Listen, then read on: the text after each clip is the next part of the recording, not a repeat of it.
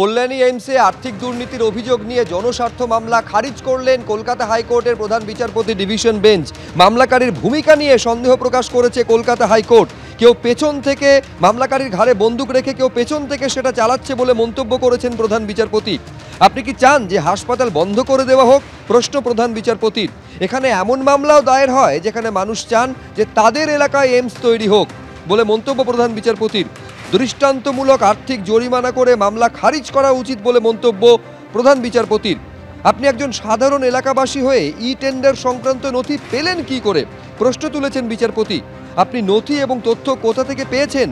কোনো আইন না মেনে বিনা টেন্ডারে হাসপাতালের একাধিক কাজের বরাদ দেওয়া হয়েছে, এই অভিযোগে দায়ের হয় জনস্বার্থ মামলা। আর সেই মামলায় খারিজ করলেন কলকাতা হাইকোর্টের প্রধান বিচারপতি।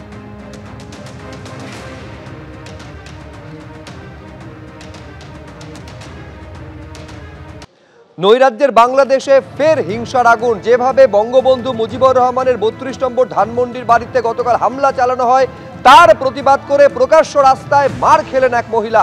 যেভাবে বঙ্গবন্ধুর বাড়িকে ভেঙে গুঁড়িয়ে দেওয়া হয়েছে তার প্রতিবাদ করেছিলেন এবং তারপরই প্রকাশ্য রাস্তায় ফেলে পেটানো হলো তাকে।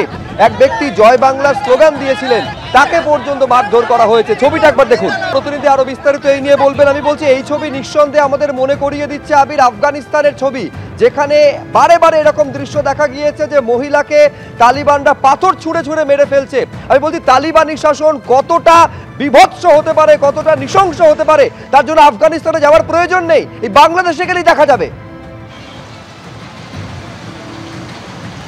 এবং তার সঙ্গে সঙ্গে বার্তা খুব স্পষ্ট। একদিকে যেমন আমরা দেখেছি যে সরকার যখন পতন হচ্ছে, হাসিনা সরকারের পতন, ঠিক তখনই যেভাবে শেখ মুজিবুর রহমানের মূর্তিতে, আবক্ষ মূর্তিতে যেভাবে ঘটনা ঘটেছে মূর্তিকে কেন্দ্র করে, এবং তার সঙ্গে সঙ্গে যেভাবে ভাঙচুরের প্রক্রিয়া চলেছে, তাতে কোনোভাবেই বাংলাদেশের ইতিহাসে শেখ মুজিবুরের যে ভূমিকা এবং তাদের স্বাধীনতার ক্ষেত্রে শেখ মুজিবুরের যে ভূমিকা, সেই ভূমিকা মানতে নারাজ যারা এই ঘটনা ঘটাচ্ছে।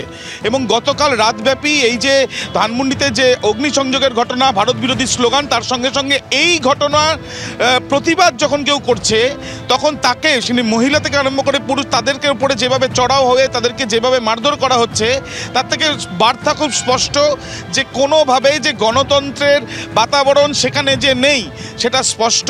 এবং তার সঙ্গে সঙ্গে এটাও স্পষ্ট হচ্ছে যে শেখ মুজিবুর রহমানকে ইতিহাসের পাতা থেকে সম্পূর্ণ নিশ্চিহ্ন করার কিন্তু একেবারে কর্মসূচি নিয়ে নেওয়া হয়েছে, সেটা কিন্তু স্পষ্ট। কিন্তু এই পরিপ্রেক্ষিতে আমরা দেখেছি এর আগে যখন বিভিন্ন সময় বাংলাদেশে হিন্দুদের ওপরে আক্রমণ হয়েছে, বিভিন্ন সময় মন্দিরের ওপরে আক্রমণ হয়েছে, তখন কিন্তু শেখ মুজিবুরকে মনে রাখা হয়নি বলেই বিভিন্ন মহল থেকে কটাক্ষ উঠেছে।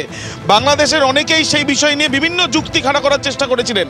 কিন্তু এবার যেভাবে মুজিবুর রহমানের এই ধানমন্ডির সেখানে যে বাড়িতে, সেখানে যেভাবে হামলা চালানো, সেখানে যেভাবে অগ্নিসংযোগের ঘটনা, এবং তারপর সেই ঘটনা কেন ঘটলো প্রতিবাদ যদি কেউ করেন, তাহলে সেই ক্ষেত্রে তার উপরে আক্রমণ হচ্ছে, কিন্তু সেইভাবেও কোনো রকম পুলিশি অ্যাকশন দেখা যাচ্ছে না।